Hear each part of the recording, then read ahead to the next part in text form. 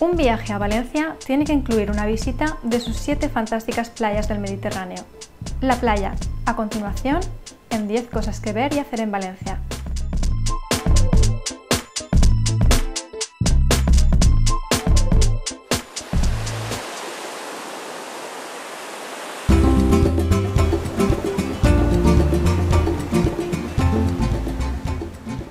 Una de las mayores ventajas de vivir en Valencia es que nunca estás demasiado lejos de una playa estupenda. Valencia tiene 7 playas junto a la ciudad, 5 de las cuales han obtenido la distinción de bandera azul.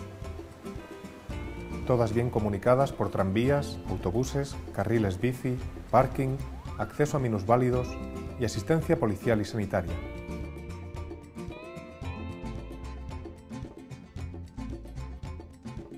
El complejo Porsa Playa, en la playa de Alboraya, llama la atención por la belleza.